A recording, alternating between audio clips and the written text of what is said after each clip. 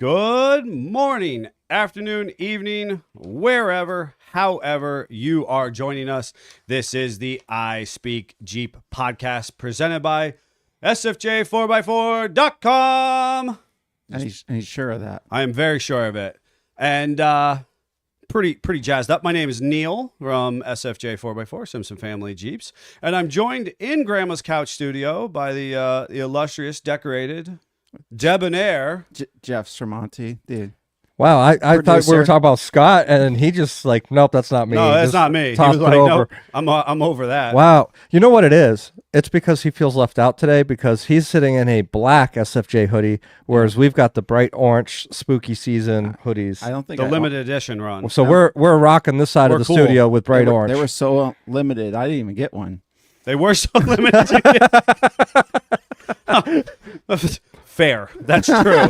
That's because you were holding out for the Thanksgiving hoodie that never got made. It never got made. But maybe. No love for Thanksgiving. But see, we didn't release a spooky season. We didn't release a Halloween hoodie. This year. Boom, boom, boom. There might be a Thanksgiving hoodie being released. Oh, boy. There might be. Don't crush my hopes. Our listeners will have to be in, kind of be on the lookout for it. Who's on my Thanksgiving squad? Nobody cares about the turkey. Nobody wants to eat the turkey. They want to scare people and go right to Christmas. We're going to jump right to comments. Daddy Jeep, good morning, SFJ. He was number one today, and he is glad to announce it. He wanted to make sure the world knew he was number one. And then Derek saying, good morning, guys. And I think this is the Derek that we got to meet this weekend, and we'll talk about that when we talk about our trails this weekend. Yeah, a great. We have actually met quite a few listeners, but shout out to Derek. I know Jason came up and met with us. There's a number of people, whether they're from YouTube or podcast, and they're listening on their assembly lines or while driving truck from here to there. We really appreciate, you all tuning in and prioritizing your time with us. If you are listening to us in your ear holes, know that you too can jump on and join us live every Monday at 10:19. Get in the comments, enjoy yourself, share all that kind of good stuff. We did have a busy weekend, but you didn't introduce yourself, dude. So, I introduced him. He has to introduce me. So in this corner, we have the mad scientist. Oh, dear. Weighing in at a soaking wet 132 pounds. Plus 20 last summer. Plus 20. Was for a long time. Is Scott Brown. Scott Brown! With the confetti gun. So I just shot a confetti gun. Nothing in my water. It was a mere miss. It was a mere miss. I got the confetti gun from Bill from Daddy Jeep Garage and family, and one of Rob's people, as he so eloquently put himself over the weekend. So Derek is on Facebook telling us, sure is. He is the Derek that's the truck driver from this weekend, which hopefully means that he is parked at the truck stop that he told us that he likes to park at, and not driving across 90 at the moment. If you are, hopefully it's an appropriate mount on the other side of the vehicle. You're not distracted. Whatever. I'm not here to judge. We got Nick and Linda Perry saying morning, and Dan Domsky saying good morning. Outstanding. Good morning to all of you as well. We are going to be changing up our flow of the podcast a little bit. And so if you're used to, hearing our weekend updates and whatnot, we will still be doing that. We'll be doing it a little bit different towards the end of the program. And we encourage you to kind of after the end of the program. Kind of after the end of the you're going to have to hang around for that and why we would do that. We'll also be, I have this giant black trash bag for our What are you doing? I think we're having a storm.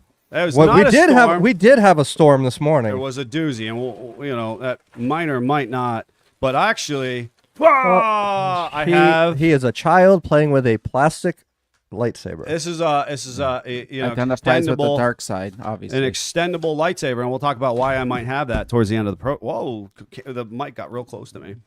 So anyways, because you're swinging a lightsaber around. Yep, and in a very small confined area. And confetti gun. There it is. Jeffrey's going to do a great job cleaning up the studio for us. Mm-hmm. So today's topic is the HIPAA law of customers. Mm-hmm. And, we're going to be telling you about why that's important.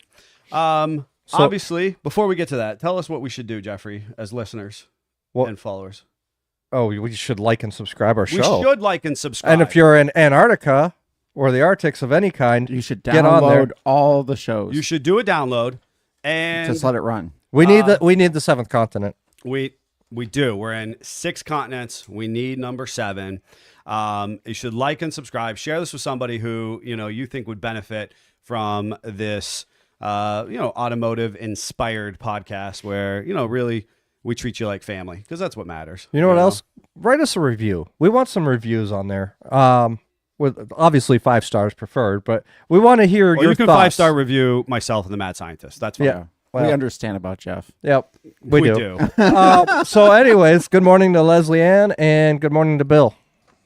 Awesome. Good morning to all of you, and we thank you for prioritizing being here both on Facebook and YouTube Live. And of course, like I said, you can jump on, find all of those. And if you miss it on either of the lives, you can always find it catalog on the I Speak Jeep podcast YouTube channel as well. You can jump on there and watch along in the process. So anyways, HIPAA law of customers is a concept that, that came out pretty early on in kind of the SFJ 4x4 business model. Mm-hmm. And it's one that I think is inherently important for a number of reasons. And I think that one of the challenges when we hear or talk about HIPAA, pretty much any kind of grown adult, our eyes might roll back in our head a little bit, and we kind of sigh, and we're like, oh, here's this stuff again, Well, but I think there's a little bit of merit in it. Well, don't worry, I want though. to talk about that. As a customer, we're not making you sign a HIPAA form. We're not. We're just kind of following the guidance of the HIPAA. guidance. So I think it's valuable to say, let's start with kind of the contextualization to say, where does HIPAA itself, what is it for somebody who might not be familiar, what is it and where did it come from? So this was an act that came out in, well, Scott, take a guess what year this came out. What year did HIPAA become, is this when it became a law or when it became a guideline in the first place? When it became a law. Because arguably the SFJ 4x4 difference of the HIPAA law of customers is not a law. Right. Despite the fact that I call it a HIPAA law of customers. I would say probably early 2000s. That's fair. I would agree with you before I looked into the statistics. That to me was when... That's when it started becoming a pain in my butt. It became a pain in all of our butts. Exactly. Right? And when we were when I was in the fire service, early 2000s was when it became a very enforceable thing. We had to start carrying the documents on the ambulances, and it was just a nightmare of paperwork for first responders. Mm-hmm. So, looking into the facts, HIPAA actually was a law that was it passed in 1996. Wow. It didn't become enforceable till the early 2000s. There it is. There we go. So that makes sense, right? 2005, I think, if I remember right, was the year that it really largely started to become enforceable. Mm-hmm. I think it was 2004 was when they said it had to be enforced, but like 2005 was when it was like, okay, now we're actually enforcing it. We were comparing it to the what's that license that you're Real ID. Real ID, which while we were doing fun facts, right? Mind So blown. first of all, let's talk about Real ID for 2.2 seconds, because again, bureaucratic things. We were all kind of told that Real ID was going to be relevant. I don't know, right before COVID, right? Yep. I remember that. Yeah. And then it was like, oh, we're pushing it off. COVID delayed it. COVID delayed it. All right, much like well, there's else. some states that haven't been able to get the technology yet. There's this, Would you there's agree? That. But because you walk into the DMV or BMV, depending on what state you're from, and there's this like, get your Real ID if your license is expired, right? You would agree. And now they're claiming by 2025 that it actually will be enforceable. We'll see, right? Mm-hmm. Now, when do you think Real ID came out? When do our listeners think that Real ID came out? I would love to know if anybody else. Going off that, I'm going to say probably 2009. Not bad. Not bad. I got to go to the comments again because, well, first of all, Roy saying good morning. Good time seeing you at Bantam. Absolutely. Good seeing you as well, Roy. Your sister, how do you not have me on the show today? We should have had her on the show. We should have. She could have talked about HIPAA. It's not too late. You can come in real quick. We'll get you on air. And then Daddy Jeep was saying, do you accept Blue Cross for Jeep mods now? I mean, debatable. You know, if they if you're paying bill, for us to have Blue Cross, maybe. right, right. So, Jeffrey? What did you find out? Was it 2002, 2003? It was 6 months after the Patriot So Act. it was right there. Ah. Real ID was actually as kind of not inherently in the Patriot Act, but it was part of that same fallout. part of that same movement. Ah. Fascinating, right? Yeah. So we have yet to enact that in 20 some years. So we'll see if 2025 is actually enforceable. Yeah. You know. All right. So what is do we actually know what HIPAA stands for? Health Insurance Portability and Accountability Act. Oh, wow. Okay. And your sister may correct me on that, but I believe that's what it is. Right. I don't know. I mean, It sounded very good. You know what? I really loved when she worked here because she was actually a great front end associate. She was. You know, she has some great administrative, approach, and she also provided some free counseling to our customers. Yeah. Yeah. Before or after they paid their bill, I suppose. and that's probably why the HIPAA law is such a thing here. All right. So, what is HIPAA? So it's basically a privacy act that protects patients and our purpose customers' information. We're not out there sharing customers' personal information to other customers or to other businesses, things like that. Yep. And We don't talk about Bruno. We don't talk about Bruno, and that's aptly why we named the episode that, because we're not sharing those intimate details of other people. Even at the show this weekend, we had several customers asking about the Jeep that was on display, and I was like, "Oh, it's just one of our customers. If you've heard of 4 Jeeps Deep, that's one of those Jeeps." And just kind of left it at that. I didn't expand on how they have 4 Jeeps, where that comes from, or anything like that. And so, you know, so as we kind of waver back and forth before we get into the complete meat and potatoes of how we enact our HIPAA law of customers, as I think of many things in life, the original intention is probably pretty good. It's to kind of protect you, the consumer, from having a bunch of people in your business, right? We can't buy it. We're not buying and selling your information. We're not inadvertently profiting from you as an individual. There's a whole bunch of things like there, from the medical industry towards the individual. And the medical industry, a lot of it was related to insurance companies not being able to have that information and sell that information, and also not allowing your information, your medical history, to become public knowledge. Yep. Exactly. So all your spam is not coming from SFJ 4x4. No, we are not selling your information. But where it really, where I think it really becomes kind of beneficial is in this.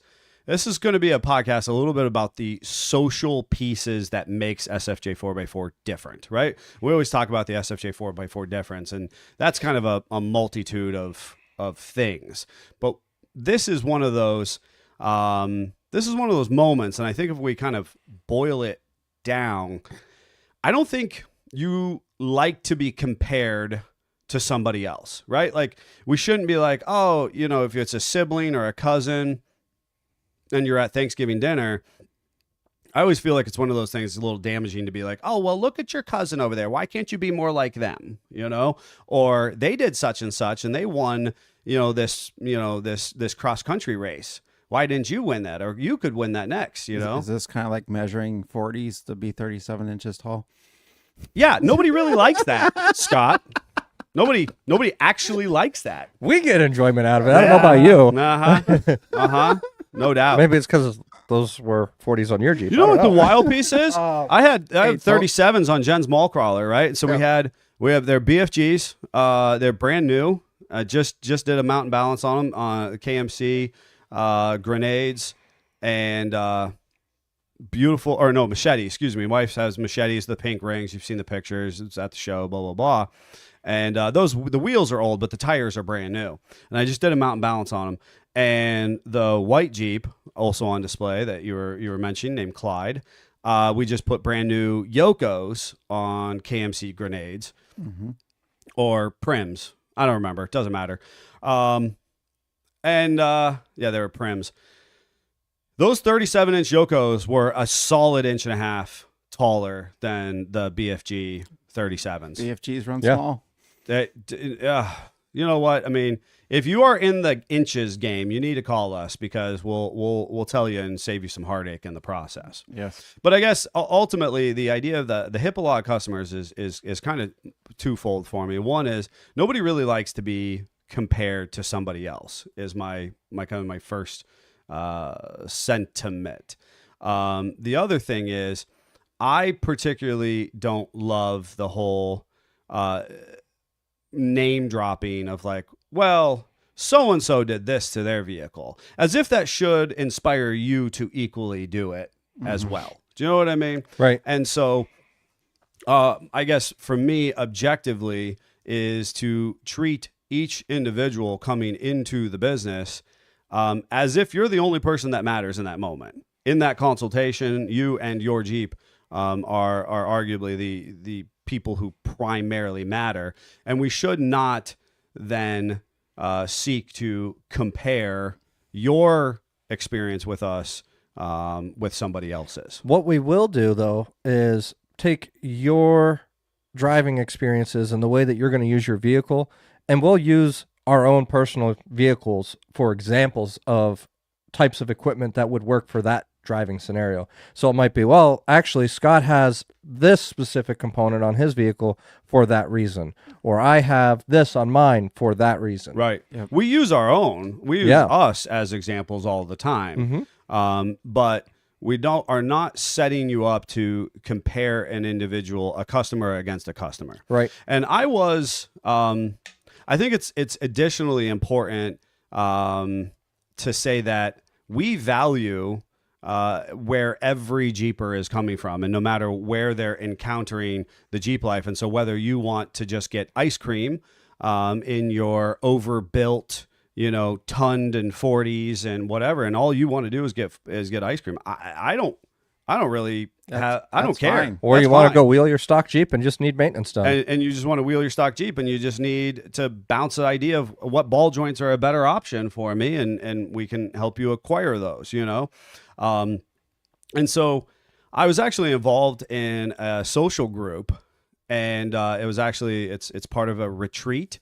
And one of the core principles of this retreat and of this group is you are not allowed to share your profession, your net worth.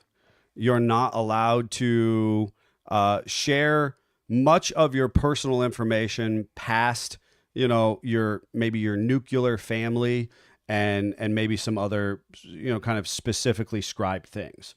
And the goal or the idea was within this retreat and this group was to create an equal playing ground where all people's voices were equally important or had a collective, equal start. It was a really interesting experience that I had.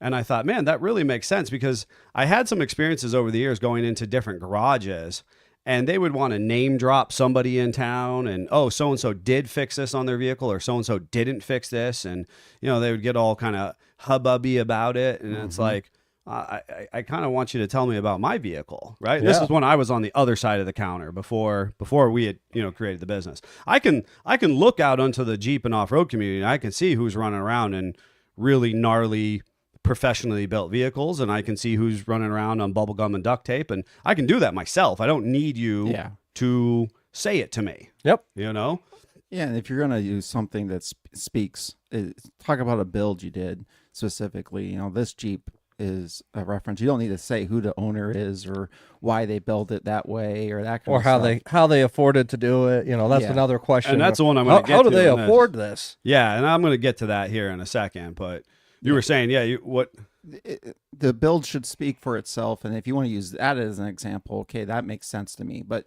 you shouldn't be like, oh, well, our one customer, he's the quarterback of blah blah blah. It doesn't matter, right? If we got a really cool vintage Jeep, or just for example, and we want to use that for an example. We're like, well, on this we did this because of this. Okay, that's fine in my opinion. You're not name dropping. You're not putting their business out there. You're letting the build speak for itself. Right, and we're not either being maybe critical nor overly like overselling something based on the fact that somebody else had done it. Yes. Right? Our objective. Not the shoe game where, oh man, did you see so-and-so has the new Nikes? Now I need them. Right. Nope. Because ultimately Neil's going to wear Crocs. I am. I got compliments on the Crocs this week. No, you didn't. You got made fun of for the Crocs. I'm going to swing my sword out there and ask Davey about that. I'm just going to intimidate you with my light up extendo. I am not intimidated, but Davey might have PTSD from the sword. I might have got Davey over there. So who's going to give us a green lightsaber to offset the evil over there of the dark side? The Sith dollar green tree. Or blue, we'll take either one. Sith I did not realize sword. it actually lights up until just now. Heck yeah, it lights up. So this is SS4x4. We don't just have to do things. Right, we don't have to do it, right? I mean, it was bright over the weekend, so I did not see that it lit up then. I see. And somebody hogged it the whole time, so I never got a chance to. Oh, that's me. There it is. I hogged now it. we understand why he's not I played feeling with the it lightsaber. the entire time. The entire This time. is not. I'm not denying anything. Jeff has lightsaber Jeff has envy. His lightsaber envy, and a little bit. And now my lightsaber is fully extended. That's the word I was looking for. Hang tight for at the end of the episode to find out why I actually have the lightsaber in, because there's a story behind that. Is there though? Yeah, there is. So the Joe idea Burla with just caught on that there's a lightsaber on air. It's a lightsaber in big bold letters. He's excited. So the HIPAA law is meant to kind of both be a guiding component of this business, but also to reassure you as a consumer. Now, I think a big piece of this does go back to, and what Jeffrey had alluded to, and and so I will expand upon it. Our first couple heavily investing customers, right? Mm-hmm. And the builds spoke for themselves. Yep. Right? They did, right? When we have these big, over the top TJ Wrangler from out of state, and we've got, big gnarly at the forefront of the time axles underneath of it with a long arm suspension, and a Cherokee that equally was a 2000 Cherokee that equally was formidable in its build quality. And at that time, we did not exactly have the reach and the same same reputation as we have now, because we were more of a startup business, right? Mm-hmm. So you get people coming in frequently going, and this is the one that really burns my buttons. Must be nice. Yeah, must be nice to be that person. Yep. Right. Must be nice. The grass is always greener. The grass is greener over there. Yep. Right. Well, what does that person do so that they can afford that? Must be nice to be them, right? And the crazy part is, in some of those circumstances, they don't understand the sacrifices that person is making to put into their hobby. Yeah. Well, and so that's the one individual that I know that I've explicitly had over the years, and I do tell this social emotional story, or I do draw upon his own experience, is the fact that he was born and raised in Pittsburgh, really didn't move from there. Mm-hmm. He was still, he had bought his childhood home. He just kind of stayed there the whole time. And he worked his life as a warehouse tile packager. So, I mean, he's not the vice president. Mm-hmm. He's not the president. He's not the CEO. He didn't just worked hard. He just worked hard. He didn't eat out when we first met him. Yep. And very conservative on his expenditures. Very conservative on his expenses. And what he wanted to spend his money on, he wanted to ensure that he was investing in quality. Yep. And so, he kind of operated. He was one of the first customers I was really aware of the buy once, cry once, mentality. And so, so his name's Jim, and Jim and I became, pretty good friends in the process. And meanwhile, I know that Jim's not eating out. He's not, into any type of recreational vices or anything else that anybody else is doing. He's not going out to party. He lives a simple life. He lives a pretty simple but enjoyable life as far as he's concerned. Yeah. And then he went buck wild on a 2000 Jeep Cherokee. Yep. With a custom Curry high pinion 44 front axle, and that was actually the second or third axle that we built for him in the front of that Cherokee. A long arm hybrid lift kit of JKS and Rusty's and Iron Rock Off Road and Clayton, all kind of meshed together to make it just highly functional. All the goodies as far as performance driven. Beautiful, beautiful body and fenders and rockers and steps and armor and the whole 9 yards, And, people will come in and be like, oh, that's so gorgeous. That's this, that, and the other thing. I would never invest that kind of money in a Cherokee. That must be nice that he's got that money to just throw away. Yeah. Okay. I mean, that's his choice. That's his choice, right? And our job is not to weigh in on the merit of your investment. Our job is to expand upon doing the service in excellence, right? And that's all part of our HIPAA law, the SFJ 4x4. I don't care where your money comes from as long as legally you're paying us. That's also true. So Daddy Jeep says it best, honestly. Must be nice? Nah, we just make poor financial decisions. Well, that's the Jeep life. Just empty every pocket. Yep. So as far as our own approach, there's really no, in my kind of my perspective, there's no advantage to talk about Bruno, right? And honestly, the idea that you probably don't want to hear about Bruno. Yeah. Now, with that said, one of the challenges I've had to share with customers over the years is, while we don't talk about Bruno, we do tend to have 22 to 25 Brunos at any given time. And that's where it actually sometimes, where I think that small Jim Bob garage and they're bringing up these other jobs they're working on, they're telling you about this person. And, their demands, they said I have to have it out on Friday, so I got to bump you in the schedule and blah, blah, blah. I think some of the challenges that we experience sometimes are the fact that, again, our initial objective is to help you feel like a priority, because in that time frame you are the priority while you're here in schedule, and that's why our process is so important, our recipe, if you will, because it helps maintain balance throughout the moment you go through a consultation, to paying your deposit, to your parts coming in, to point of service, to receiving updates, so on and so forth. The problem is, we also, since we're not telling you about all the other Jeeps we're working on a bunch of other Jeeps. Yes, and we're very ambitious. We're very ambitious, but also we care about the quality of the work. Yep. So we take a little longer to do that work than some of those other garages out there that are just turning out 30 vehicles in a single day. Yes. Whereas that may take us a week to do that. Yeah, some of the or general service garages that their objective is to get in and do a tire rotation and an oil change in 25 nothing minutes. Makes my skin crawl, but have a customer come in and be like, well, I had this at 4 other shops and it's still broken. Mm-hmm. Yep. Oh.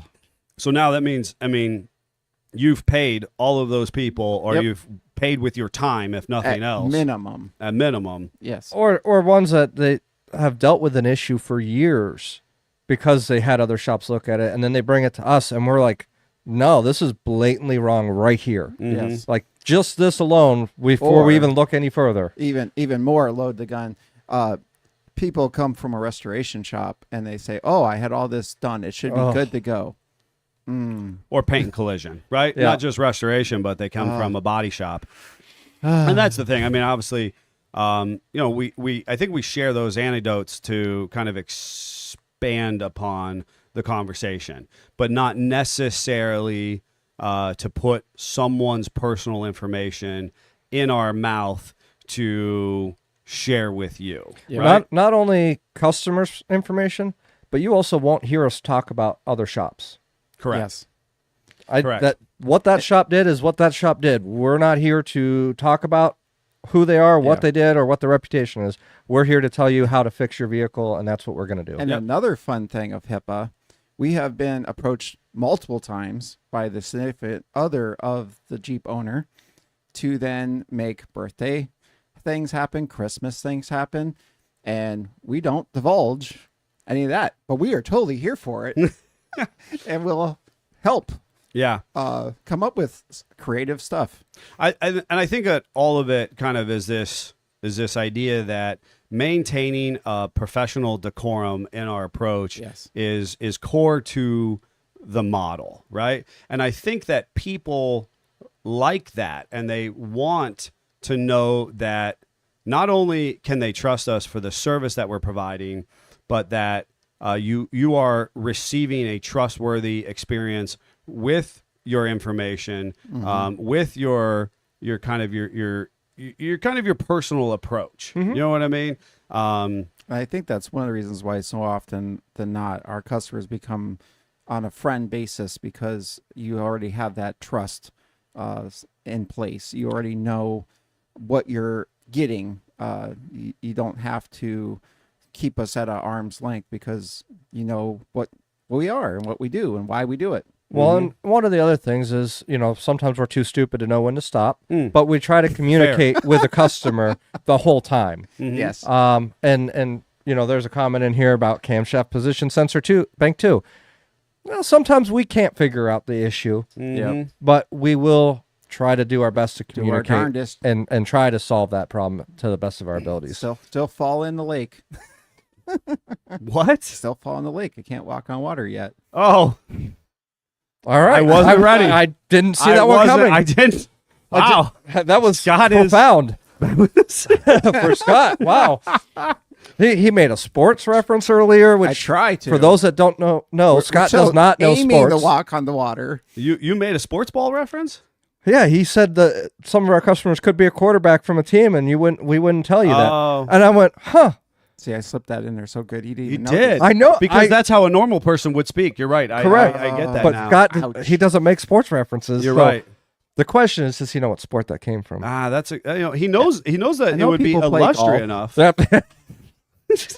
I know I'm done. Play golf. That was so good. And he must have been painting this morning. Yep. Yeah, he must have. Were you painting this morning? No. Oh, well, I don't believe you. So Amanda says, morning, guys. Joe said we did communicate in his situation. He really appreciates that. So, yeah, and I just, there is there's just so much to this, I think, that is what, you want to separate, your experience, right? You want to feel that you are communicated with, that your experience within the doctor's office, the Jeep doctor's office, whatever it might be. You don't want to be a number. Right. You don't want to be a number. Any part of life, you want to feel like your needs matter, and they do. They're valid. And that's if what you want to see in your doctor or getting your Jeep worked on, you should feel heard and listened to, and try to address those needs appropriately. And if you have unattainable needs or expirations, we should be able to be like, well, actually, you can't get there. The word is expectations for our listeners. But that's fine. I want to be like, do-do-do-do. The word is expectation. You are not going to expire as our customer. Other shops, your vehicle may be. Scott. He wasn't actually painting today. It's apparent now. So anyways, one of the things that I think we've gotten really good at is, much like a doctor's office, is we have a chart on your paper trail. So this is what and this is exactly where I want to take this next. And so kind of lay out for people, what is our HIPAA process, our data collection, Jeffrey, like how, since you've been, obviously you've taken a vision that, honestly, that I came up with years ago, right? And each person adds their flavor and, polishes it and hones it and does amazing. And, it's always interesting because I'm aware of the contributions of each individual in the process, but it was so apparent to me like a year or two ago, it must have been about a year and a half ago, my wife came in and she said something to you. She goes, "Oh, Jeffrey, I want to thank you for helping organize Neil and helping organize the process." And I thought, I'm perfectly organized. Sorry. But I feel some type of way. My masculinity's been called into question. Maybe hurting cats sometimes. It's okay. So we have a pretty thorough recipe, and we're always harping on kind of staying the course, because when we stay the course, we ensure that our customer and our enthusiasts, our listeners, followers, that their experience is positive as well. And I know that we work with a couple other subcontracted shops who don't do an iota of what we do. Right? That some of them don't even have a printer. That some don't even have a printer, right? Yep. And that predates Jeffrey in this situation, but it just boggles my mind when we have customers come in and say, "Hey, I was at such and such shop and I got an alignment done," and I'm like, "Great, I would love to read your alignment." I know that your average customer, and this is what frustrates me with Jim Bob's Garage. Jim Bob's Garage doesn't care about individuals enough, their customers enough, to believe that you can read the alignment. Yeah. And that's the thing. I'm always like, I don't care if you can read the alignment or not. Here's the proof in the pudding, and I will help you interpret the alignment and tell you what I'm reading out of it. Likewise, it's like when we create Google photo albums or we do our picture updates while your vehicle is in service. Oh yeah, we'll send you pictures that you're not going to know what it is, but we're going to take the time to explain that picture to you. Yes. And we're going to take the magic out of it. The mystery, take the magic and mystery out of it. Because at the end of the day, it's just nuts and bolts. Nuts and bolts, man. And putting them in the right order. Correct. And I come from the transmission world. There was lots of like, well, I can't show you how I drilled the hole and how I did this, and there's no magic there, and you're making it seem that you're some god in the process when you're not. And it almost is a bit degrading to a customer. And the thing with the Jeep community is we are small and mighty enough that I don't think that if that is your personality as a business, that doesn't have lasting power. No. Right? Because there's a lot of qualified DIYers in the industry. Yep. My intention is like, hey, there's plenty of people who have built Jeeps, built trucks, done some really gnarly stuff, and now they're just at a point in life that they're busy, or maybe they don't have the garage, maybe they've relocated.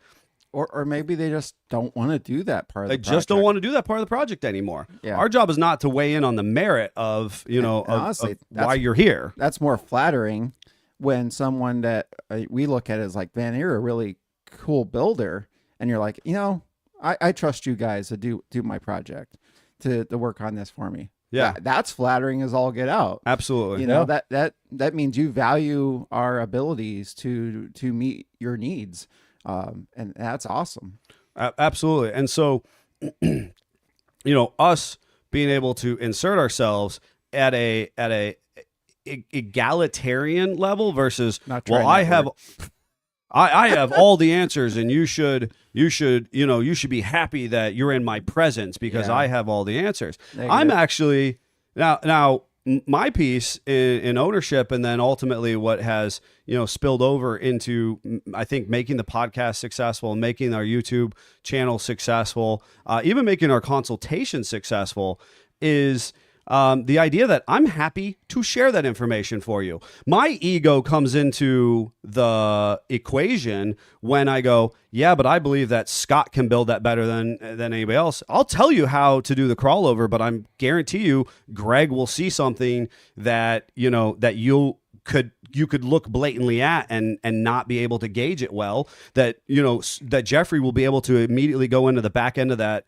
audio system and know which little magical wire to move to left to right and up to down in the menu and make the system work. That's where my ego comes in and goes, I know we're going to do it better. I'll tell you, I'll be fully, there's no magic. I just know that our experience and our recipe and our consistency are the reciprocal. Rubbing off. Yeah. Wow. Replicable. Replicable. There you go. That's the word I was looking for. Word of the day is replicable. Replicable. Our replicable process is what then allows us to just simply have a different approach to servicing the vehicle. And that kind of makes me think of a good point. I've seen Neil do this before, and I do it as well, just a little bit differently. He enjoys when somebody comes up and is loving on the business, but he doesn't need to be the pedestal person. He almost likes to not be known as the owner, be able to wander around, hear people talk about it. That's very fulfilling. And I do that with my builds. I don't need to be like, this is Scott the builder and he built this Jeep. I almost want to be in the background and hidden and just walk around and hear people say like, and see what I put into it. And how they I see understand why he conspired against me with Davey to create Jeff the Builder now, because he didn't want to be known as Scott the Builder. It makes so much more sense now. That's probably true. And on that note, I just always feel that when it comes up, I always like to try and share the story. And if you know me well enough, or this is your time you're being kind of familiarized, nothing would make me happier, or does. I mean, it happens now, I'll be honest with you, than I'm taking the trash out, or I'm doing, I'm torquing somebody's wheels in the parking lot, and a new customer comes in. They don't know me from Adam. You know what I mean? And I'm like, hey, just head through the man door. The guys will get you all taken care of. Because nothing makes me happier than to know that, like, and overhear people, like, man, that's so cool. Like, Jeff really had that down, and he was super thorough in his approach, and they just think I'm just some schlep taking out the garbage, or torquing wheels in the parking lot, whatever. Our maintenance guy. Yeah, I'm the custodian. That's fine with me.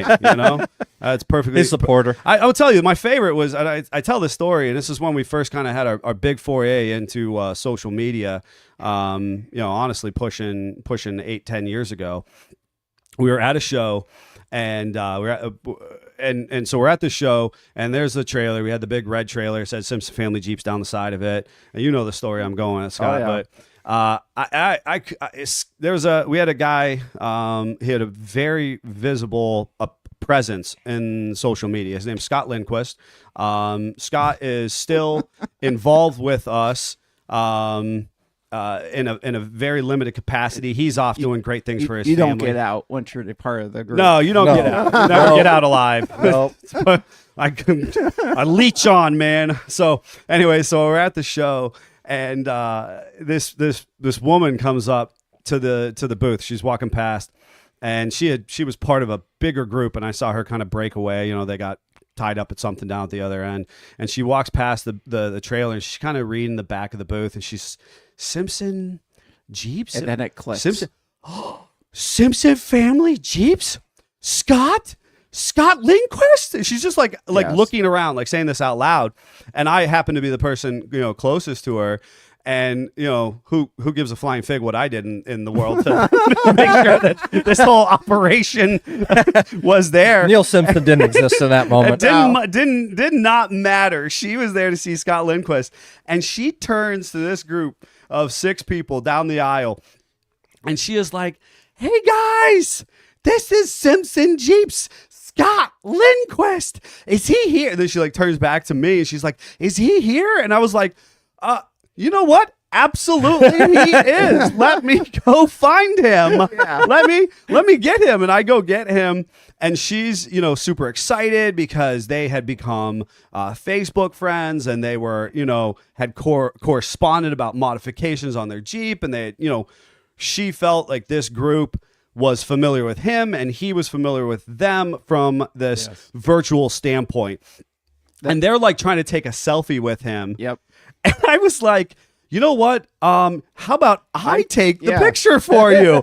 Let me get you guys all in front of the booth in the trailer. That show will forever be known as the koozie year. Oh, yeah. I forgot about many koozies. I remember the koozies. And he wasn't there all the time. Somebody, is Scott here? And I'm Scott too. And I'm like, no, he's not here. He's not here. They're not here for me. They're not. They weren't here for Scott Brown. They were here for Scott Lindquist. Well, can you make sure he gets this? Is it another koozie? Yeah. Okay. Yeah. He's got a pile over here. We'll get it for you. So, anyway, so back to our Hippo. I didn't realize about the koozie conversation. So this is a trend for us at shows, because last year was the coffee cake debacle. So there was a koozie situation, and the whole industry was inundated with koozies. And I'm not even going to get into it, but there was actually... It's like pre-duck. It was pre-duck. Yeah. The trend before the ducks were these koozies. Yes. And there was a club. The mafias. Yes. Yeah. It was their signature. The koozie mafia. And the thing is, So I hear that the Koozie Mafia. There it is. Joe's saying koozies were a Facebook Jeep Mafia thing back then. So I hear that Jeep Mafia wants to lay the claim for the koozies. And while they probably were the ones who made it the most famous, right? There was a Jeep singles dating site called Jeeples, who I think... We're going back to the dark web now. I think Jeeples actually created the koozie exchange because their whole calling card was the fact that, like, hey, I'm a single Jeeper wanting to meet other single Jeepers. And so they had a business card that you have your phone numbers and where you could link up with other Jeepers, and the koozie, and you would koozie another single Jeeper. And that actually came out at or around or right before the Jeep Mafia laid their claim to the original koozie club. Back in the day. Yeah. Feel old now. They were not trying to koozie Scott Lindquist, just so we're all on that story, right? They were not. There was not Jeeples who was doing that. No, it was it's happily married, folks. Doesn't mean they weren't trying. That's well. So HIPAA law, right, and our replicable process, and the piece that I had brought up with you in our documentation.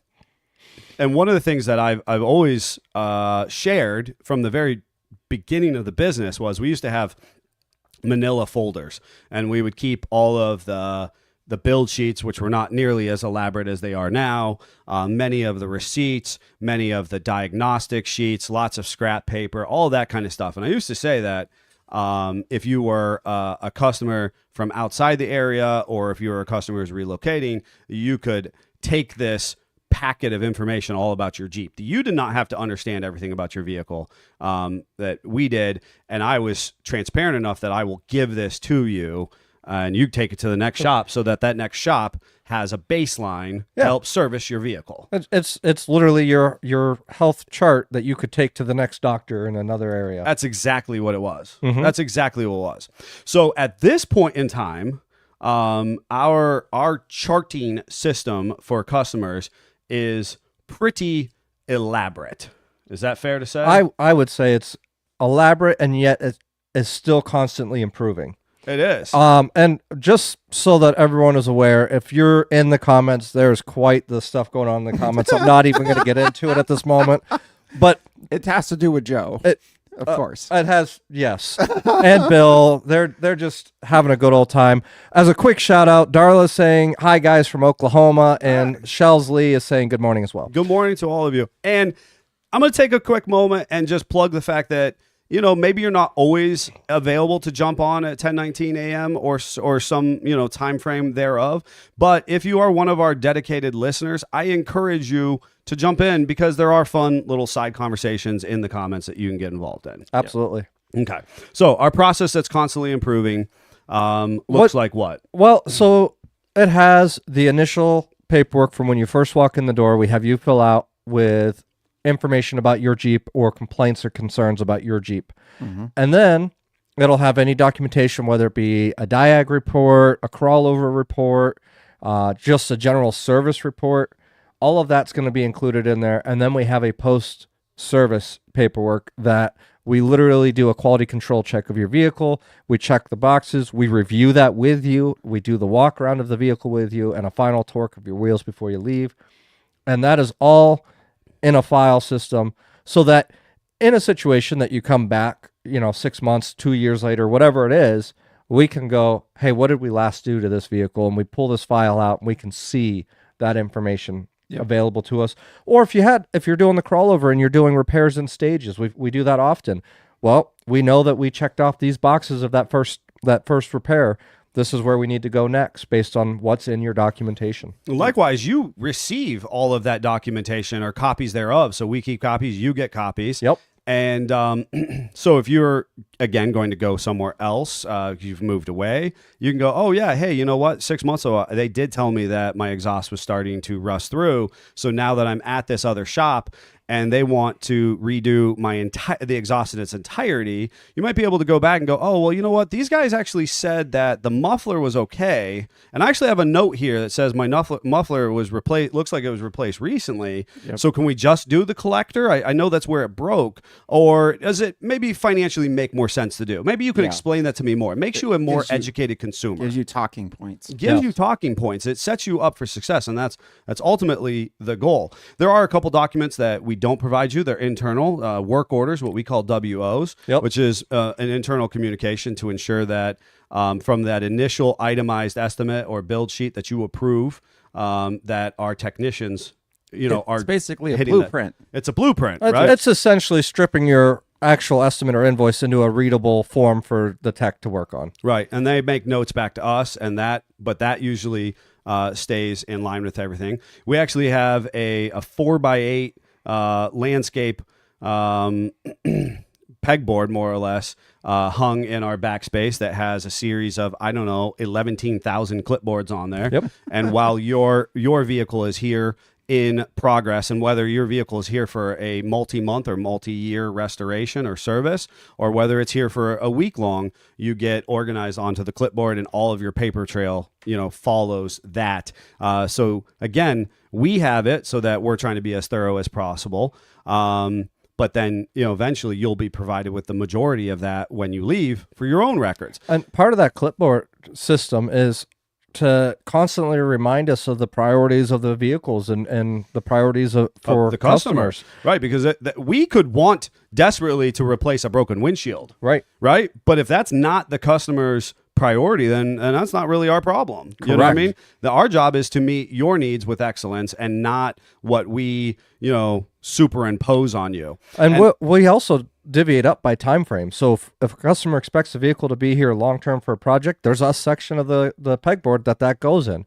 If it's expected to be out in a week, there's a section on the pegboard that goes in. And we know, hey, these are the ones that have to be turned out this week. Yep. And for those builds that are longer, we have yet a different paper that allows us to kind of go time by time. Okay, this is what we got done this week. This is what parts we use. This is what parts we need, because the Jeep has told us things. Sure. Yeah. And suddenly we now need blah. So instead of going, just going over and telling somebody, and then that gets forgotten, it's actually wrote down what hardware we used. And not only that, helps us in the future if you come in and be like, hey, I saw you built a CJ5, for example, and I really like that build, and I'd like you to do that to mine. We can actually go over and be like, okay, we know exactly the recipe for that build. Yep. We knew what it took. And as things progress, maybe 4 years ago, this part was readily available and it was cheap. Now suddenly it's not. Well, we can look into that and modify that for that customer. And then it's not this, oh, well, now I hate some places where they go in there and it's like it's suddenly a shock. Yes. Oh, well, we tried to order this and it was 4 weeks later and we still haven't got it. What? Yeah. and that does occasionally still Once in a happen, while. but we are better equipped because of that report. Yeah. And that report also allows us the ability to communicate with customers regularly on the status of their project. Yep. And that means that they don't have to talk to one person in the business. Anyone can go and look at that paper and go, hey, they call in for an update. Well, this is what we've accomplished this week. Right. Yep. Right. And to say, I might not be the most equipped to answer your, to meet your needs and answer your questions right now, but I'll do my best based on the information I have left here before me. And I suppose the value of us sharing this with you, and I guess this is the contrary nature to the HIPAA law, is the fact that we're doing all the paperwork. We're doing all the internal things, right? And I think that oftentimes, again, if you were to go to I went to a new dentist last week. I filled out paperwork for an hour straight. I swear I did, between myself and my kids. Yeah. I mean, I filled out so much paperwork. My hand cramped. We're only asking you to fill out 2 minutes worth of paperwork. You only get 2 minutes, and we hand you back paperwork. Most people fold it up and stuff it in their glove box. Yeah. And if you do nothing else other than that in your whole entire life, that's fine. I'm unaffected. We're going to do us and create this paper trail, because that one moment where you call back in and you're like, I'm in Colorado Colorado and something has gone amiss, which has happened. I want to be able to go back and reference alignment sheets and components used and service install dates and mileage of when that was installed and what your current is, because I want to see the whole picture. For us, the objective is, and I've used this term for decades now, is a duck on water. When you look at a duck that's just peacefully sitting, on a pond or gliding across the lake, they look smooth and tranquil. But the reality is, underneath the surface where you can't see, their little flappy, I don't know, paws, flippers, legs. I'm just going to let you struggle with this. Whatever, this is are going a million miles a minute, right? And the goal is on the back end. I'm going to ignore you too. On the back end. Would you like to know what that's called? What is it called? Do I tell him, Scott, or do I let him struggle? I'm calling ducks things paws from duck now paws. They're called duck paws. I'm over it. Webbed feet. Nope, yes, they're duck paws. They're done. I'm done. It's duck paws. So mic drop. And so, realistically, you don't need to know any of that is going on the back end. You just need to get periodic updates on how your money is being used wisely and how your expectation, how we're working to try and meet your expectation. That's all we or you should expect out of the garage. And that I always said this to Jim, that customer I referenced on the Cherokee. And he was always I always found it so profound, because he was like, man, I can't believe we're getting this done and we're doing this thing. I said, Jim, it's just not that hard to A, believe that you have a need, and B, to do what we said we were going to do for you. Yes.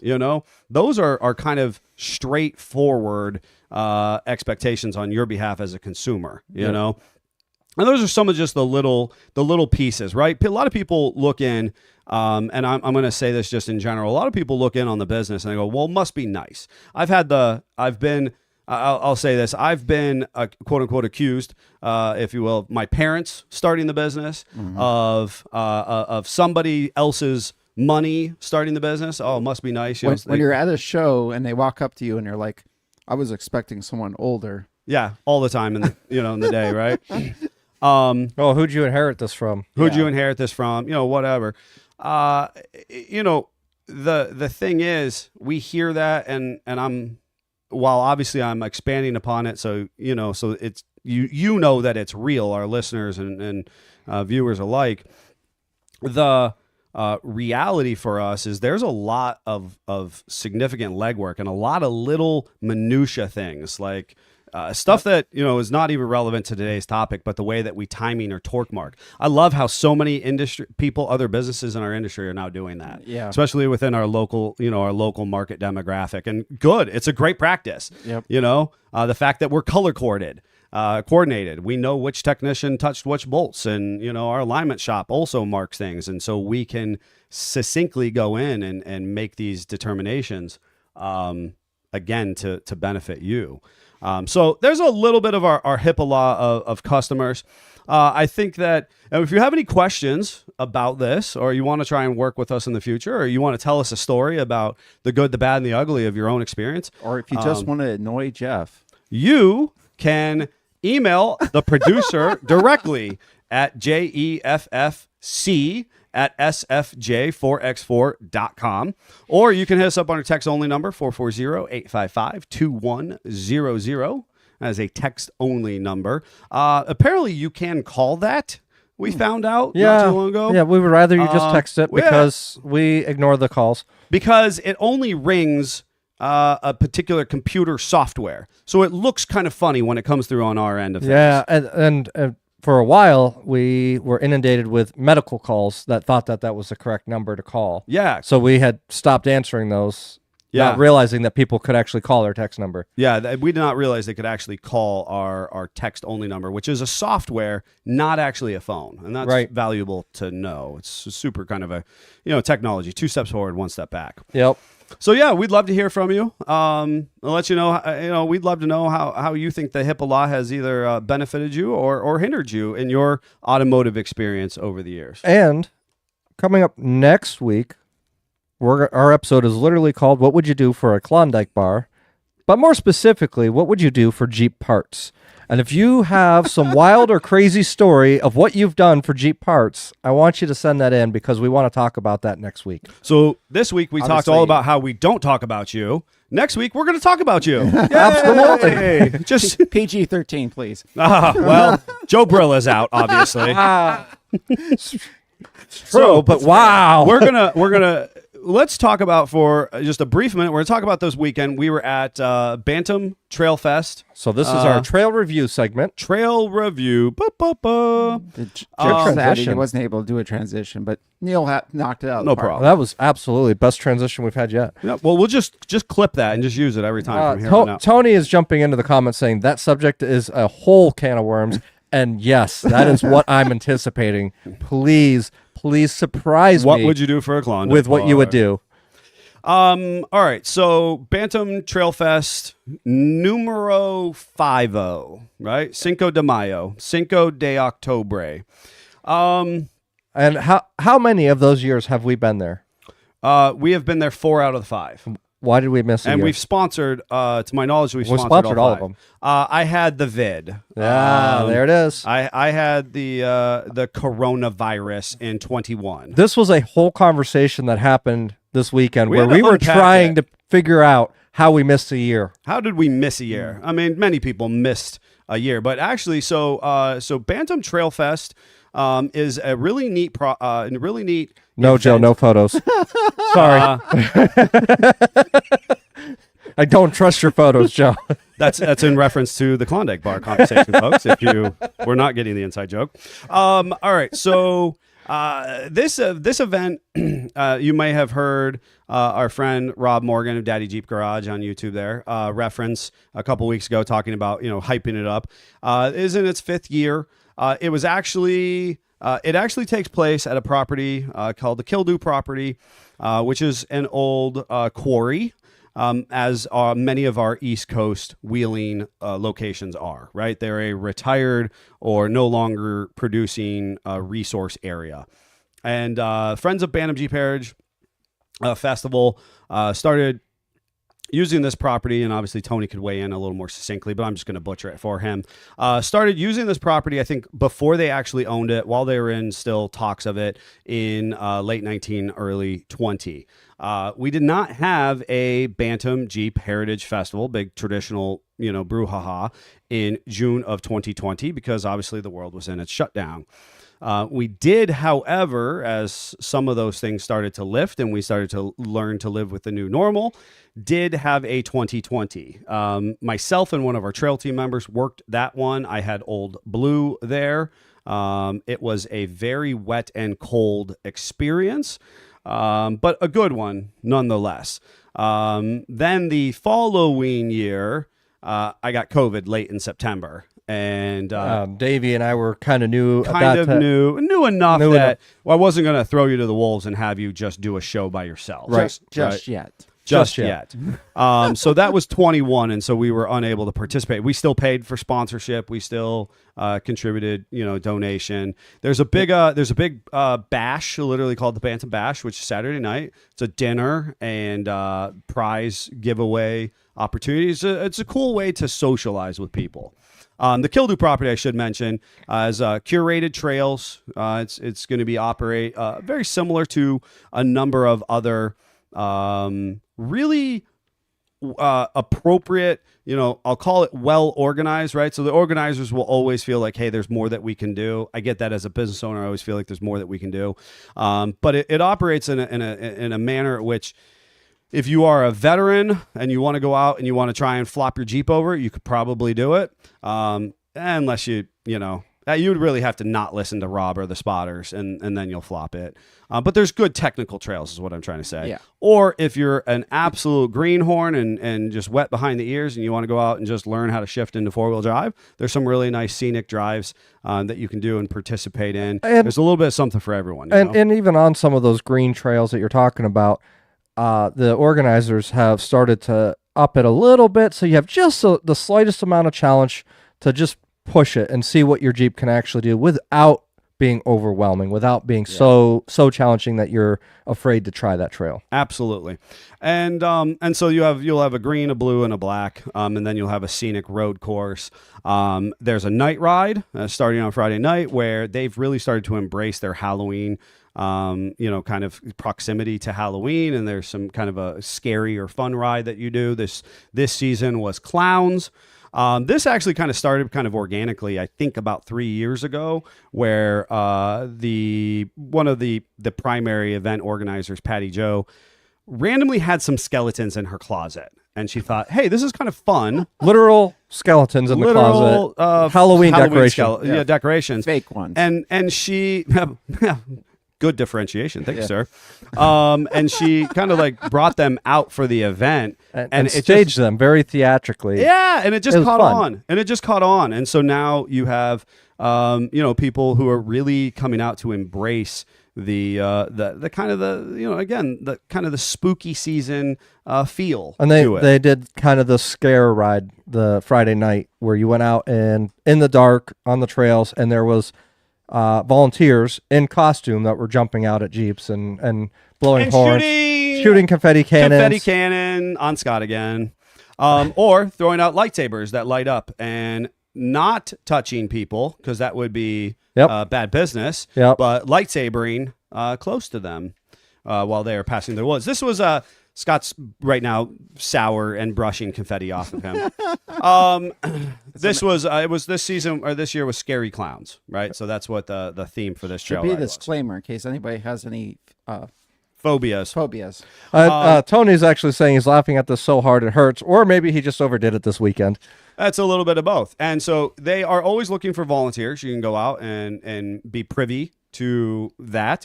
You get some great time on the trail. They always need trail guides and gunners. They actually do a bunch of training and trail maintenance prior to the event. So if you're really looking to get involved further, you can do that.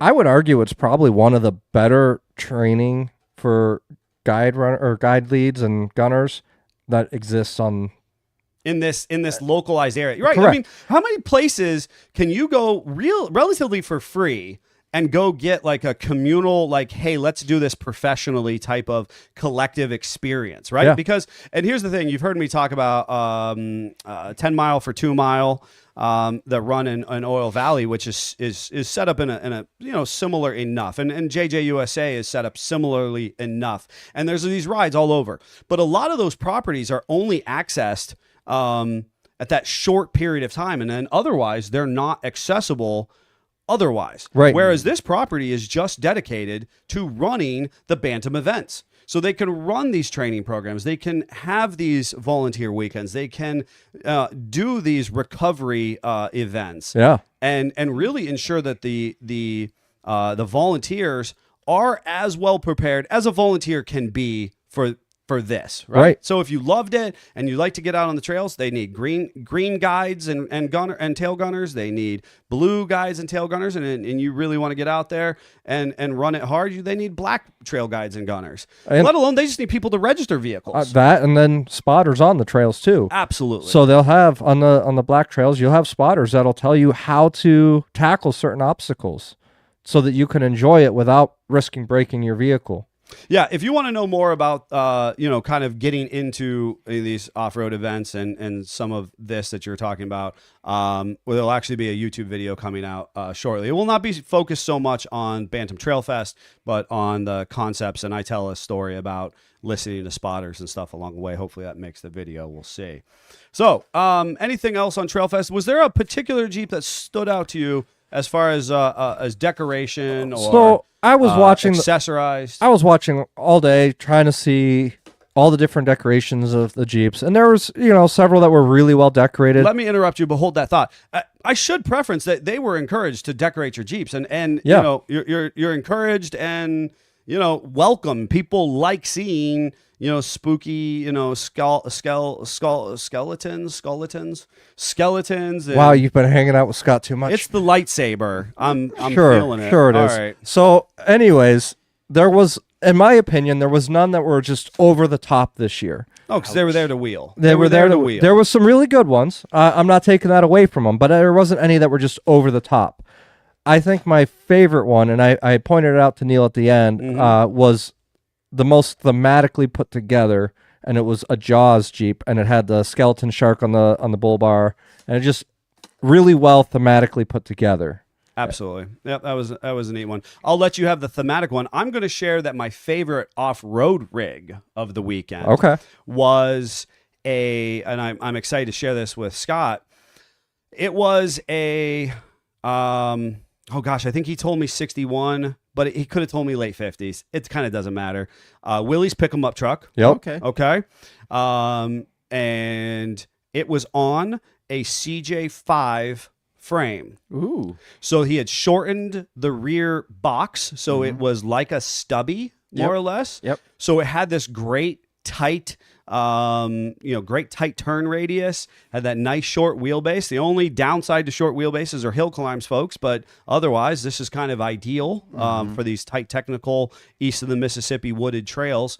The body panels were that of a wheeler, He had his bed appropriately accessorized with goodies for repair. I actually encountered him. I had saw his rig running around, but I had encountered him. There was somebody who was wheeling a newer style Jeep. They were green. They were just getting into it, and they had encountered some challenges. And this was one of the guys who had jumped in and had offered up tools and was sharing in the repair process for this individual. So after they got done and they got that person fixed, I had an opportunity to talk about this guy's Jeep. And it was pretty much, I don't want to say bone stock, but it was pretty much a stock CJ5 chassis. It's got some intention to do some modifications, to put in different transfer case and different transmission and whatnot. But he keeps wheeling it. He's recently put power steering at it. It was a manual steering, manual everything CJ5, and he superimposed this stubby Willie's pick-em-up truck about it. So it was pretty cool. I think what was really fun about that too was early on in the event, Davey had the drone up in the air and he's following a line of Jeeps going out into the trail.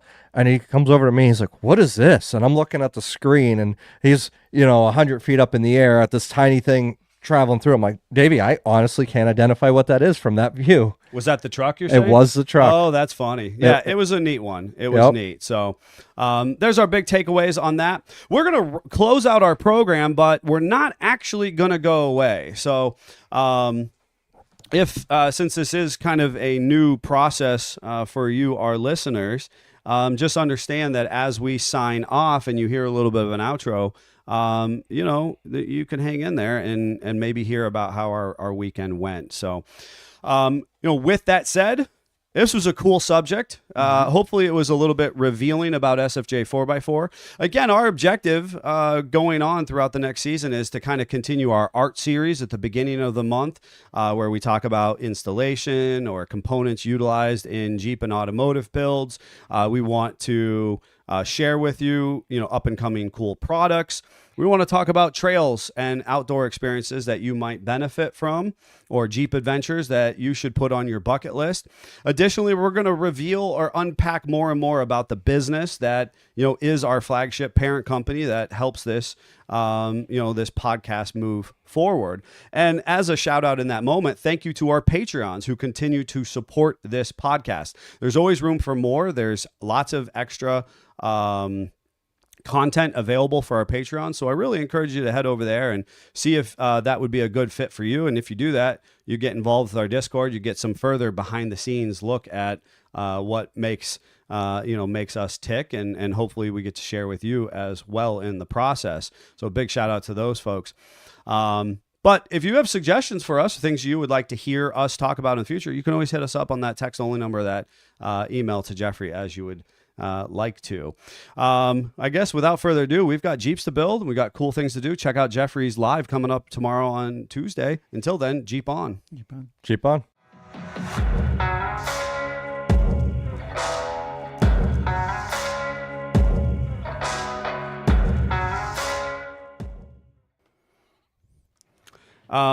So that's our new outro from Davey. Yep. Yeah, that was interesting. Yep. That was fun. I mean, it was appropriate. Yeah. Nice short little outro. Yeah, a little thing. So Mad Scientist, what'd you do this weekend? Because obviously you killed it at the shop. Like I said, I noticed that. I came in, I was in, and Greg was in on Sunday as well. Oh, okay. But I came in over the weekend a couple different times, and I noted that you guys killed it. Worked through all the lists and everything. Right, when we got back Saturday, we saw the marker board list was gone, the international was away. moved, Yeah, the door was in the shop. I was like, what the heck happened? Yeah, it was like I said. Honestly, I said I'm going to just change my job, my role. I went back and I told Jen. I said honestly, they're more productive when I'm not there. I'm just going. I'm the problem. I talk too much, maybe, and I'm just going to make lists. I'm just going I'm going to change my job role, and I'm just going to make lists. I'm going to take out the trash. And then I'm just going to stay out of your guys' hair. That's what I do. Greg really likes lists. Yes, that's true. So does Jeffrey. We know. Yeah. And you like lists, but you like to hop around your list. Yes. You know what I mean? Greg's lists have to be a little more curated in the process. If you know, Greg or I have a list of just check. I can't make all the way lists fast down. enough. You can't keep up. I can't keep up. But for Scott, you could just do 10 different lists, give them all to him, and he'll pick and choose between the lists, but somehow they'll all get done at the same time, and you're like, what happened? That's true. That's true. Yeah. All right, so what did you end up doing after work then? They're not even here. Don't even look at that. I was trying to remember what I was doing on Saturday. Okay. I did make a bender for doing flat stock, so like 1 inch to 2 inch long, like 1/8 inch thick. I can't stop thinking about, I'm totally interrupting you. I can't stop thinking about trying to chop up my current cheap Jeep to do as low center gravity as possible. Yep. And I know that that's not a good move right now in my life. Yes. But we did that before, and you didn't have a daily for a long 6 time. years. Yes. Yeah. Believe me, I'm well aware of that at this point. You know what? I'm going to transition. I'm going to go back. JL bodies, are they entirely aluminum? No. So the unibody of it is steel. The doors are just aluminum. Door and hood. And tailgate, if you are cool and have one of those. My poor dad. Wow. My poor dad out there. Yeah, right. I'm glad that I'm in that cool truck. That's okay. Myself, I ripped on Gladiators over the weekend. I'm just kind of securing the fact dirty? that. I feel like it's because he wants one so bad. I do. I'm just jealous. Now, I'm really just envious. So one fun thing, get back to the update. I finally used my mill for the first time in like 4-ish years, I think. You had it for 4 years and you haven't used it? Maybe it's been 3. But anyway, it's been an awesome flat surface for this whole time. And been trying to figure out how to make this thing work. And it's a struggle when I'm not an electrician. Yeah. But I needed to tap straight holes into this 1-inch thick piece of block that I was going to use for the bending posts. Mm-hmm. And I tried to use my drill press with the tap holder and a live center to hold pressure on it. And that didn't work. It was crooked real fast. So I tried the power tap with the drill press. What is a power tap? We put a tap in the chuck a little loose and you use the motor to turn the tap. Oh boy. And that did not go well. Okay. But did not break the tap. So I was like, okay. My dad used his mill to power tap. And he would like turn on, pull down, and then turn it off and let the motor just continue to spin a little bit. And that's how you would do that. So I'm like, well, I obviously don't have power to this, so I can't do that. I know. Put a wrench on the spindle, put the tap in the collet, and just crank it in. That way the mill head is holding it straight. You can use the quill to go up and down.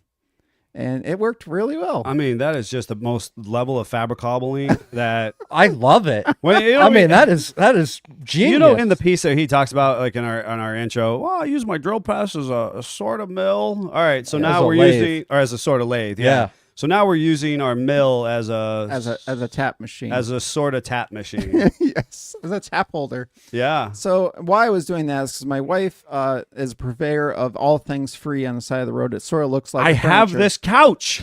I have a couch for you. So she brought just taking it to his house and dropping it off. I know. She brought in some planks that I believe used to be folds of a table. You know, panels, the leaves that you would put in a table. She wants to make them in the shelves.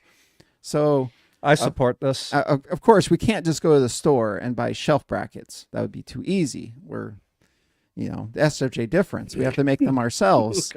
So you would think it'd be real easy with my equipment to make bins in the same spots and make things consistent and everything else.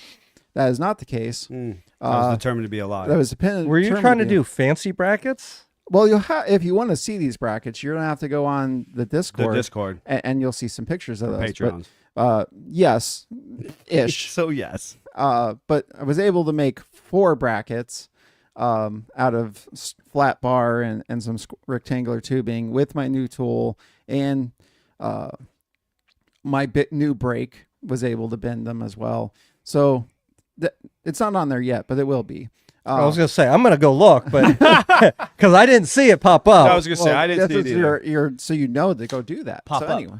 Like my lightsaber. So was able to do that. And then on Sunday, we just cleaned house, and we ended up going to an event in Geneva with a couple of friends of the business in their Jeep. So What? What did you do? we went to the Did we get excluded again? Jeff? Again? Did we get excluded? 2 weeks in a row. Are you freaking kidding me?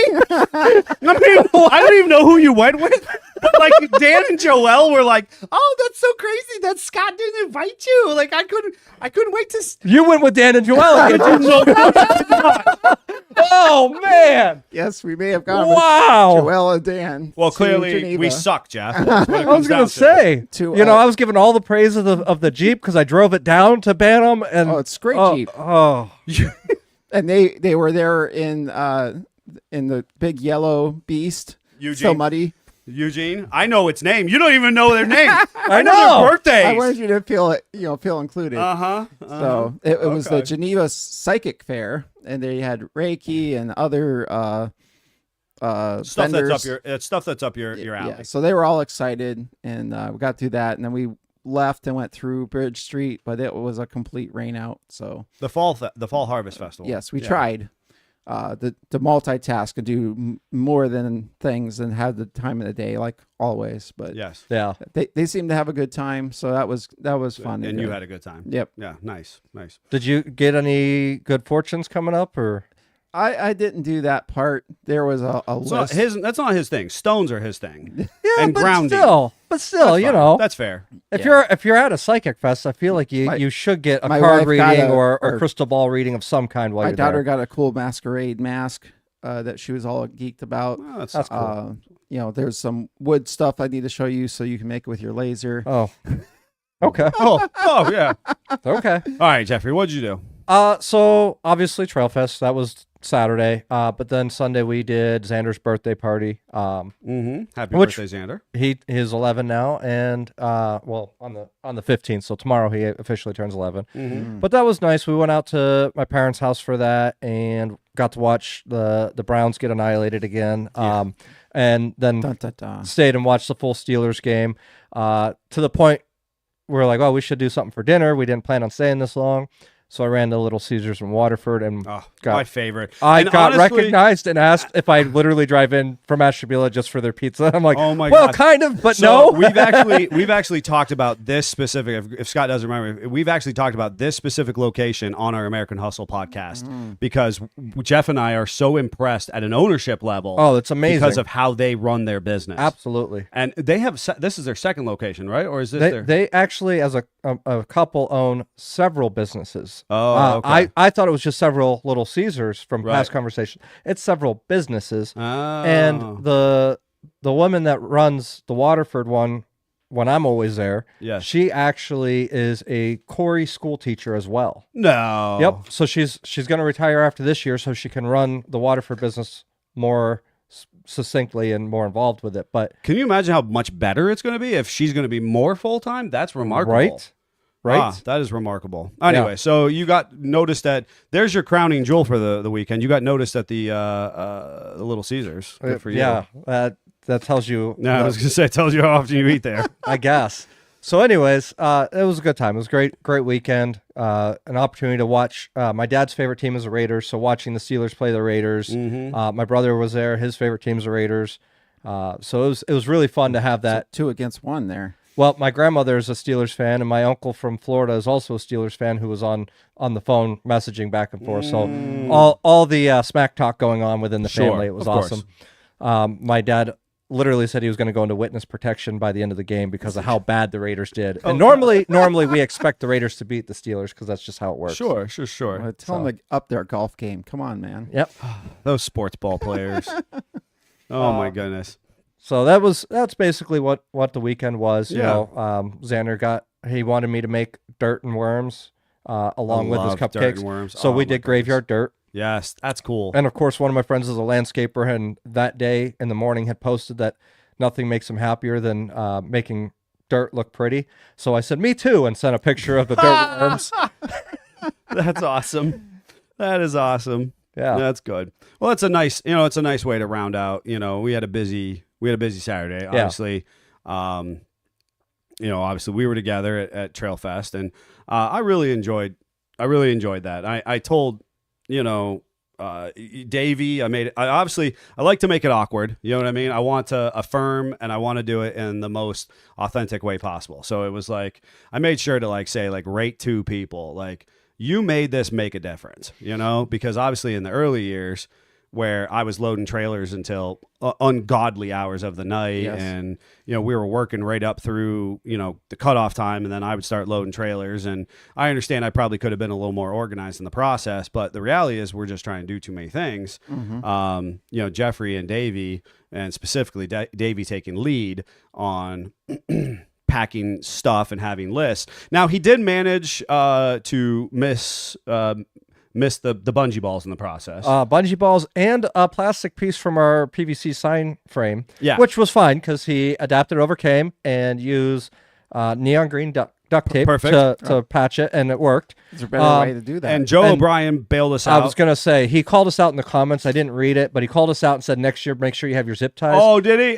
So just so that you're aware, we did not take my rig, and I always have emergency zip ties in there. Mm-hmm. Oh, yeah. I still don't think I would have had as many zip ties as Davey needed for this. Oh, Davey brought none of the affixing, right? We had these big signs. They're beautiful signs. People like them. They're the best signs. And so Davey didn't have the bungee ball, so we had Joe O'Brien saved us. Yeah, he did save the day, and he's in the comments again. I saved the day. Yes, you did, Joe. You really did. I didn't even read the comments. I didn't know they were there. So he had the zip ties, so they worked, but it was advantageous, right? It was really nice, and so that was awesome. And the guys, and so we did not take Jeff's rig, as he mentioned. We didn't even take any of the normal things. We took my wife's mall crawler. Yeah. So if we needed any type of fun hair ties or necklaces, maybe anything that feminine specific, and water bottles. That was pretty much all we got. Oh, and some rocks. You would have liked the rocks. She has plenty of rocks. There was a bucket of rocks in the little bit of seat that I had. Yeah. Is there any for the ride back? Yeah. So that's what we had out of the mall crawler, but it looked beautiful, and it did exactly what it was supposed to do. And then obviously we took Clyde down and Dan and Joel, who I'm not going to speak to anymore. We thought we were doing them a service. Look how they repaid us. Took Clyde home, so we all kind of traveled back together. It was really nice.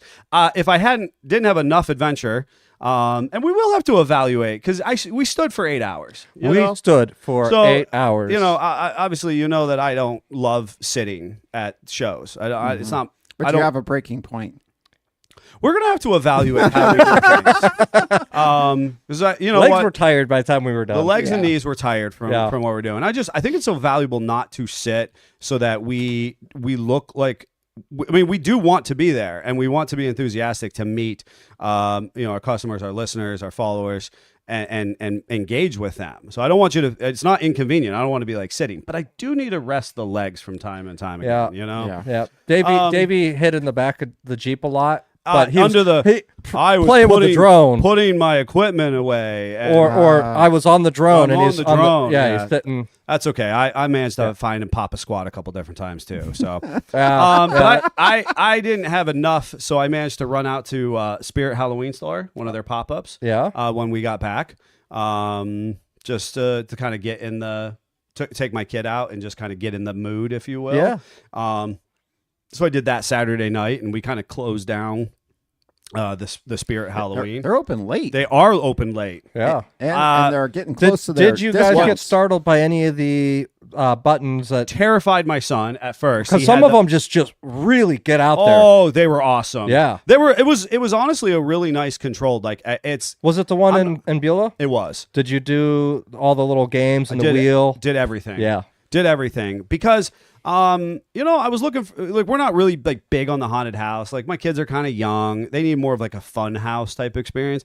And I'll be honest, you got to pay for that, and you gotta kind of make time to go somewhere for that. Where Spirit it just kind of lets you come in and play with their Spirit stuff. just kind of lets you come in and you play with it. And it's kind of fun and it's kind of kooky. And we tried on costumes and we just had fun as a the Brown family. They come in, they immediately go to the left and miss that whole aisle of spooky, scary stuff. the animatronic stuff. Yeah. Well, that Jeff would just spend the entire time. I may own a couple animatronics. Oh, yeah, sure. totally. Anyways, in my kids. I was going to say in the comments when we were talking about resting at the shows, Kristen has said maybe a traveling lounge set so everybody can relax and chat together. That's kind of fun. That's kind of fun. Anyways, back to your story. Yeah. No. Well, so we needed to pick up a costume for my kid, you know, and he's 11, right? So he's a preteen. And so we're kind of stuck at that, like, do I trick or treat? Do I, you know, he's still, we've managed to trick or treat. We've managed to preserve my child's childhood, right? Yes. So he's still a little more, he's a little more innocent than others, right? It's hard to find a costume for our boys at this It's a little hard to find a costume. Does he go serious? Does he, we're not really into the gory stuff. I'm not against it, but it's just not exactly our MO. It's not my wife's cup of tea, you know? Right. And my son really loves inflatables. He's really loved inflatables. I go all out for Christmas. I'm a Christmas decorator, all that kind of stuff. So he was like, I think I might go trick-or-treating if I can kind of hide myself Did you do an inflatable dinosaur? My son. Because that's what Xander did. No. That's what he no. picked for this Did year. he? Yeah. My kid. Well, first of all, he really wanted to be a Ghostbuster. But their actual Ghostbuster uniform is $60, and basically it's a tan jumpsuit and a belt. And I was like, I'm not paying $60 for that. Right. Correct. What really sets you over the top, however, As if you want the proton pack. which is $100. Okay, but that proton pack is actually kind of legit. All right, but he's 11. Right. I'm not paying that No, for my the 11-year-old. $60 one, you get And the I'm- little fabric thing And that's he's- supposed to be a proton pack. And I'm but- not like, my poor kid's not going to wear like a cardboard box at this point. Like I could fool a 5-year-old with a cardboard proton. This is why we were proton so pack. excited when we bought our Batman costume for Aiden for 50 cents. Nice. Because we had gone to Spirit and it was going to be $100. Yep. And Hard while pass. he's sad that he doesn't have like a batarang and his mask is a little janky, His mask is a little it's a 50-cent costume. It's a 50-cent costume. It is what it is. He's gonna wear it for a night. Okay, I'm not gonna lie. We got my kid. He ended up. I made him put like costumes back. Right. Yeah. I was there for the long haul. I spent a lot of time. I got to know the customer service because we were the only people in the store and we were playing with. and they're everything. going, would you just leave already so we can close? Oh yeah, they might have closed early. Didn't think about that. My bad. If you're listening, because I know they actually follow us to a degree of sorts. I apologize. I didn't even thought about that. Long story short, he ended up, after we did everything and came back to it, he ended up with the Stay Puft Marshmallow Man inflatable. That's awesome. He had to go home immediately at like 11 at night and put on his Stay Puft. Yes. And he did a little dance, and he had to show my wife, and he had to show my parents. That's and awesome. the whole shooting match. So Yes. a very fun way to start to get into the kind of the Halloween spirit, so hysterical. Is there anything good coming up before we depart for the day? Well, there's a Christmas parade coming up. Oh, the big Christmas parade. But even before we get to the Christmas there's parade, a Halloween parade coming there's up. the Halloween parade in Meadville. You'll be participating on behalf there, Yep. right? And so that's a pretty cool experience. We have the Candy Crawl, which is open to Conneaut or anybody who wants to come in as a business. SFJ4 by far will be participating in the Candy Crawl, and we'll be at the Trunk or Treat for New Leaf United Methodist. That's all on the 26th. Yeah. And then we do have the big countdown for the Christmas parade. Well, and before the countdown, we also have SEMA. So Greg and I will be going right. to SEMA. That's right. You'll be doing our SEMA coverage, so Yep. people can look forward to it. I'll look forward to seeing the pictures come up of the cool rigs. So definitely some cool stuff coming up in the future. But I guess without further ado, Jeep on. Keep on again.